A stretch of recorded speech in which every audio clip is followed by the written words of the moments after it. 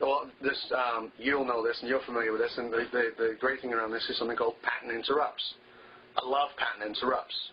So if you catch yourself doing something that you know is destructive or unhealthy, if you find yourself going back to repeat behaviors, one of the ways that you can master your mind around that, and when it comes to these things, is to do a pattern interrupt. I like pattern interrupts that are stupid. I like pattern interrupts that are funny. Rather than, a pattern interrupt is, you're doing something really rotten and you say, oh, you're an idiot, why are you doing that? But it's not particularly empowering. Whereas to say, we use them all the time. A friend of mine, I'll give you an example. Here's a great example of it. A friend of mine and I were hanging out one day, and he said, this is about 20-odd years ago, and he said to me, do you know you're a bit short with that person, you're a bit sharp. And I said, really? I have no idea. I didn't recognize that at all. I said, I don't want to be like that. I'm direct, but I don't want to be nasty. So I said, would you do me a favor? And he said, what? I said, let's have a code. And he says, okay. And it's a pattern interrupt. I'm going to get you to give me a code. And if I'm doing that and I'm unconscious of it, I don't recognize it, I want you to use a code on me. And he says, okay, what code? And I say, we're going to say there's a banana in it. There's a banana in it. There's a banana in it, right. Yeah. Nobody else will know what the heck that means. So you're not embarrassing them or me, but it's going to instantly remind me, maybe I'm being a bit harsh here. So he says, yeah, okay, I can do that for you. And as we're agreeing to do this, we're leaving my apartment to go to the dry cleaners across the street. And we go into the dry cleaners, and I take in my bag of laundry, and I'm unloading it to this lady, and I'm saying what I want. And I'm very conscious of being gentler as I'm saying these things. And suddenly, as she's unfolded my last thing and ready to take it in, my friend he's got this Mac on, and he says, oh, maybe I'll get this clean too. So he hands this to her, and he says, could I get this done too? And she says, yes. And he says, oh, great, okay. And she says, when would you like it? And he says, doesn't matter. And she said, when would you like it? He said, it doesn't matter. She said, which day? Tuesday, Thursday? He says, it doesn't matter. I said, just check the pocket. I think you left a banana in it. Great pattern interrupt. Nice. He suddenly went, oh, Thursday's good. Right? Talk about a good pattern interrupt. Right. Well, yeah. I mean, those are the fun ones. It's a fun way to play with it.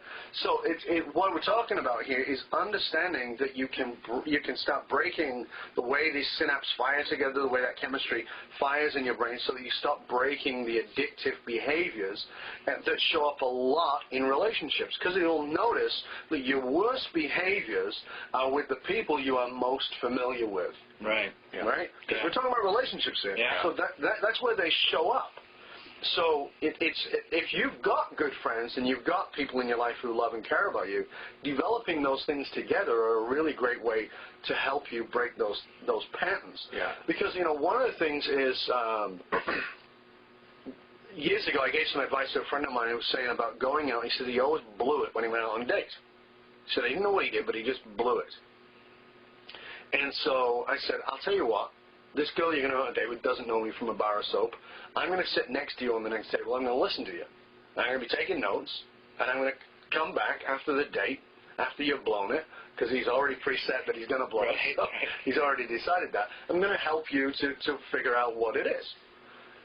And we came back after, and of course he blew it, and we came back and we looked at the notes, and he said, I don't know what I did. And we walked through what he did. And what he did was he forgot who he was. Now that, for me, is one of the big telltales of what happens for people when they go in the dating scene. You see, we go out, and instead of saying, hi, I'm Bob, how you doing? That might be what we're saying externally. But what we're really saying internally is, hi, who do you need me to be so you like me? Right. That's the actual message we're really sending. The problem is the other person's going, hi, who do you need me to be in order for you to like me? Right. So, in fact, these two people have not met. They actually won't meet for quite some time in a series of dating unless both of them have got clear intention about who they are and clear intention about what it is they want. Because if they've got clear intention about what it is they want and they meet a nice person on a date, but they know that this is not what they want, they say, you know what, this was terrific, thank you, I really enjoyed it, I'd love to be your friend, we can have coffee together, but no thank you, which is what you did. Right. So that shows that you have a greater clarity about who you are because you've already started to sort out what it is that you want. So that is part of what makes the difference.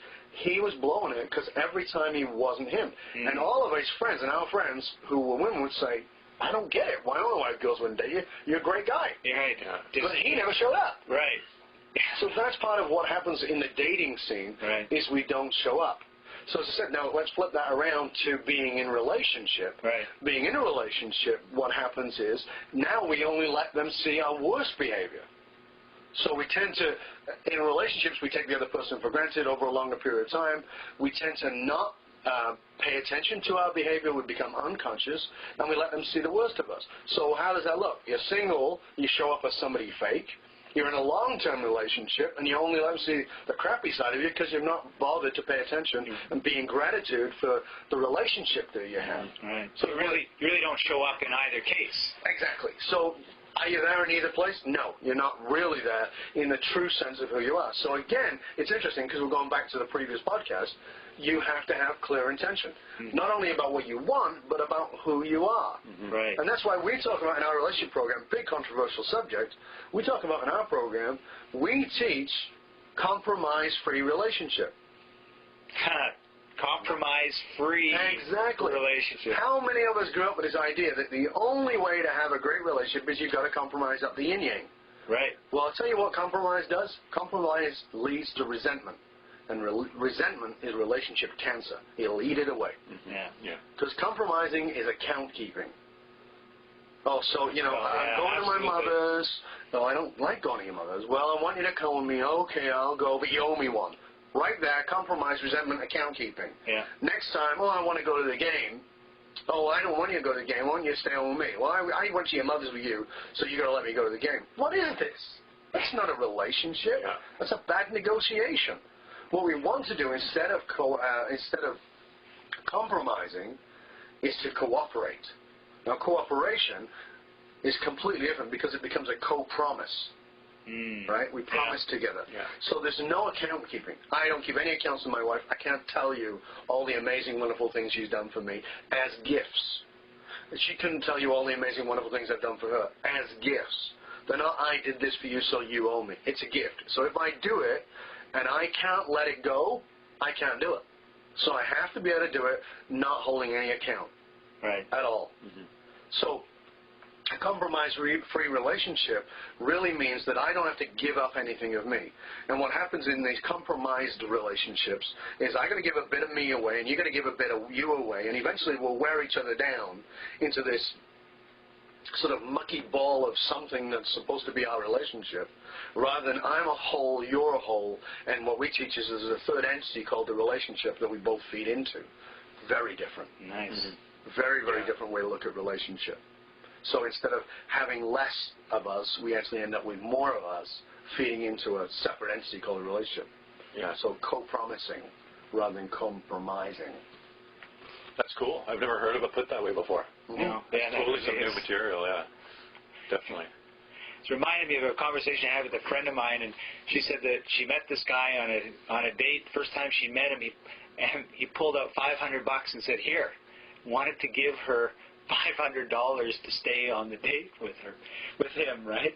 And I thought, there's an ultimate compromise. She didn't take the money and didn't have anything more to do with this gentleman. But why? That's a good decision, or else she may have been saying she was in the wrong business. Yeah, That's not an escort, is she? No.